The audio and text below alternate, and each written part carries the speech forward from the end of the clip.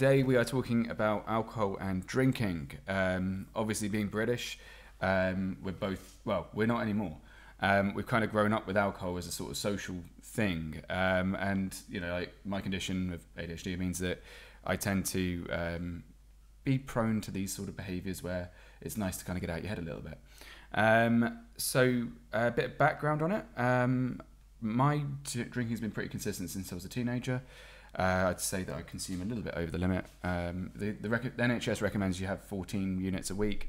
I'd say I easily double that on an average, well, not an average week, but, you know, like quite easily, quite often. Right. Would graze more than that, I would say.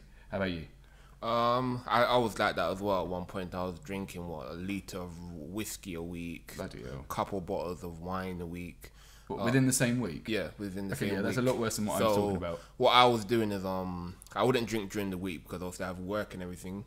But then, like, as soon as Friday hits, I will do my weekly shop on Friday, and it was like got to a point where it was like a routine of just buying a bottle of whiskey or rum, like a litre of that, a couple bottles of wine, and then just drinking from Friday night until Sunday night. Fuck. So I was doing that consistently for, I don't know, about a couple of years still. Really? Yeah, so I was doing that. You still managed to get a wife? Yeah. All right, fair enough. Yeah. That's a blind eye and a half. Well, I wasn't like, I wouldn't consider myself like an alcoholic or anything like that. Just I have a high tolerance, so that you built like a brick shit house, so it's probably quite. I mean, for those of you who aren't able to see, Marlon is what, 6'8", 6'6"? No, I'm just under 6'6". How much do you weigh?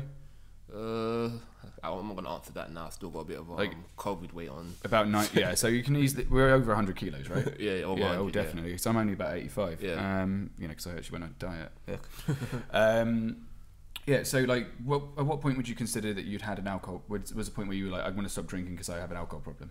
I had a couple of like health issues, not like majorly health issues, but I mean, I had to go to the doctors a couple of times for a few things. So that what kind of made. I'm not gonna go directly into what happened, but that what sort of made me sort of say, well, skip drinking. Straight. Yeah. Yeah.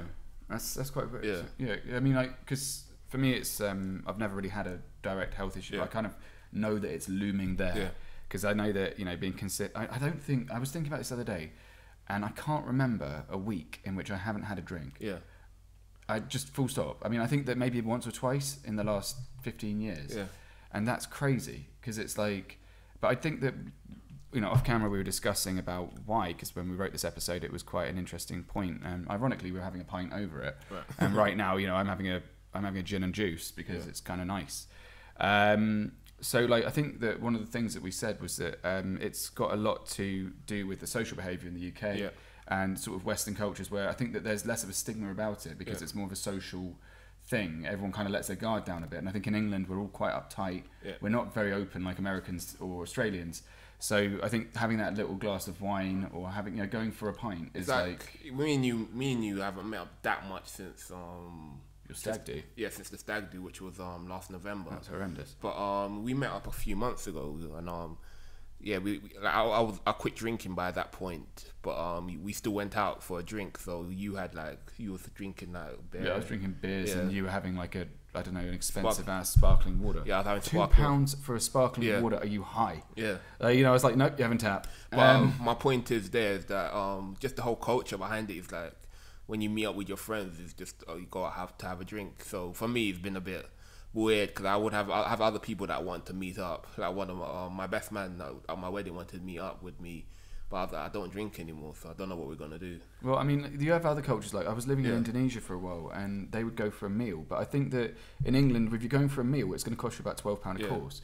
So, you know, for a main. So it's like, it's a lot cheaper. It's traditionally, I think it was a lot cheaper. Yeah. Nowadays it's like £6 a pint in London, so it's not really cheap once you've had 2 pints. And I think we discussed the whole social aspect about it in this country where for two guys like me and you, it would be weird if we went for a meal. Yeah, it's kind of weird. It would just be awkward. Yeah. I don't know, like it's an awkward. I wouldn't mind going and do some sport thing, but if you're in a squash court playing squash, it's hard to talk.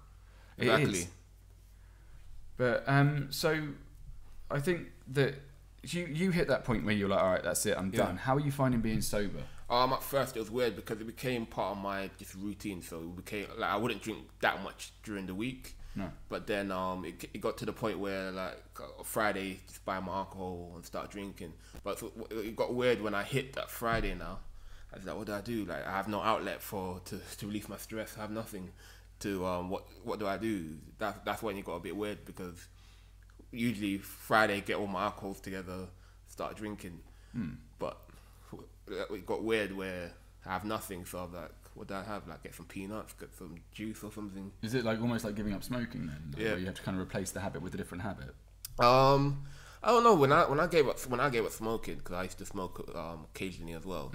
I was just able to stop smoking. It wasn't really. I think it's the routine of just doing something at the same time every day. I'm a person that loves my routine. I like to do things at exactly the same time every day. I have my coffee at the same time every day. I go to the gym the same time every day. I eat my dinner pretty much around the same time every day. So it's predictable. So yeah, I like my routine. I like to do things with a routine. Without routine, I go to shit. Ah, you see, I'm permanently not routined. Yeah, I'm the type of person with, like, when I don't have a routine, I completely I fall apart without a routine, just because I need order. As soon as I have no order, everything falls apart in terms of my... Do you find that gives you anxiety, and you find yourself... I mean, when you say falls apart, what actually happens?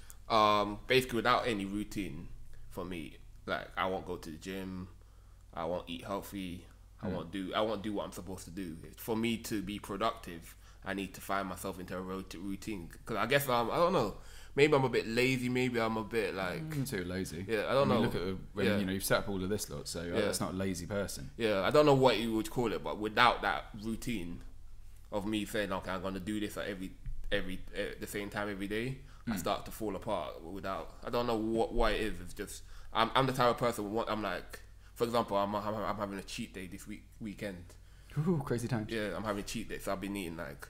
But like, for me, my wife always goes to me like, why can't you just have a few things? Why do you have to go mental? Yeah. And I'm like, once I'm off the wagon, I'm off. Yeah. And that's how I am. So that's what I was doing. That's how I am with the whole like how I am in life. Just once things go bad, I go bad. I ride it till the wheels fall off. Yeah. So yeah, with the whole drinking thing, it started off like really small, because I started my keto diet 2 years ago. And you can drink on keto, but not that much. Yeah, it's quite heavy carbs. Yeah. It's not the carbs. You can find alcohol that has low carbs in it. But what alcohol does is a toxin, so your body has to stop its functions to deal with the toxin. So it stops your ketosis to deal with the toxin in your body. So you kind of knock yourself out of ketosis because your body is trying to deal with this thing, the poison. Yeah, the foreign like poison in your system. So that's why you shouldn't really drink that much on keto, but you can drink. So that's how I got into drinking red wine. You can have like a glass or two of red wine. Yeah. So do you find that if you have a bottle in the house, you just can't ignore it? No, I've got bottles right now. Oh yeah, we've got one right in front of us actually.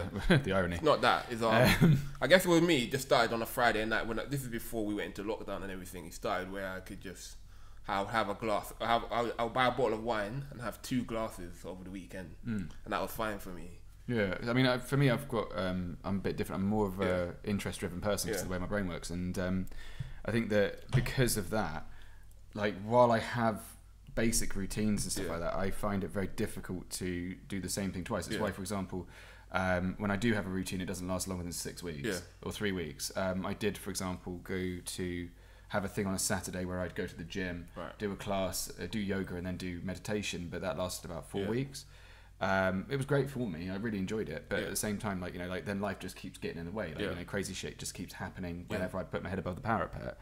But with the drinking thing, I find that is one of the very few routines in my life. But it's not constant. So, for example, I would have my drinking. I mean, I can easily sit with a bottle of whiskey in my living room and just not go for it, because I think a lot of it can be from boredom. Yeah. But when you've if you're sociable or if you're emotional, I think it's emotional because I know that when I'm upset or when I'm depressed or whatever, I'll drink more, which I know is counterproductive because it just gives you the blues the next day. Yeah. But it's hard because it's just because you're bored. Yeah. You're sitting there, it's like I've got to do something here. My brain's pinging off, and especially with the ADHD thing before I was medicated, it's a lot of people with ADHD tend to self-medicate with booze, and I think that had a lot to do with why I was always the most drunk, or why I was always you know, like on a night out, for example, at uni when we would go there, I was always getting kicked out before anyone else because I'd get accidentally plastered. And also because they didn't like me. But yeah. I guess with me, it started just sort of escalated. As I said, I was only having 1 or 2 glasses over the weekend, and then it went from just the 1 or 2 glasses of wine to eventually having the stronger stuff and drinking more. So it was weird because I used to be the same like you. I used to have like a bottle of whiskey or whatever in the house. And then, unless I was going out or doing something, because I would only drink when I was socialising outside. Yeah, that's really good. Yeah, it's a bit like smoking, isn't it? It's like, you know, you can have a social ciggy, but it's when you start having one for breakfast. Yeah, exactly. So that's how that's the change that happened for me. So I went from, I could have a bottle of whiskey or whatever in the house and that'd be fine. It was there for months if I don't go out for months. Did you find that living with your wife has changed that habit or helped to change that habit? I don't know. I started the habit when I was at my mum's, just having a glass or 2 of wine on the weekend. I mean, that's quite normal. Yeah. It's very normal. I know, it was very normal. But then I guess that combined with a bit of depression as well kind of created, like, I started increasing the amount of alcohol I was having. So I went from having just the glass or 2 of wine to having a glass or 2 of whiskey, and then having half a bottle of whiskey on a Friday night instead of. It's not that much. Yeah, really. it's not that much. But that's the weird thing, is that I'm saying it's not that much because I know that when I had when my ex-fiance broke up with, when I had a breakup with my ex-fiance, it was in late December. By Christmas, I drank a bottle and a half of cognac I drank a bottle of cognac in a day and a half. And my brother just sat there next to me. I was playing PlayStation, being a miserable shit, trying my best not to cry my eyes out. And I was really hurt by that. And I don't think I've ever hurt like that before. But then, it was really weird because it was like, you know, I was just doing it to numb that emotional response. And I think that but I think that that's the issue though, really, is that when you're having a hard time in life, it's easier to, you try to escape, not just, you can't escape your environment. When you can't escape your environment, you try to escape your head. Yeah. And I think that that's why you end up with a lot of people who are on the streets, you know, who do become substance abusers, because they've got all that time to do nothing in. Yeah. And what are you supposed to do? You can't, you know, you have to kind of either get into or out of your head. Yeah.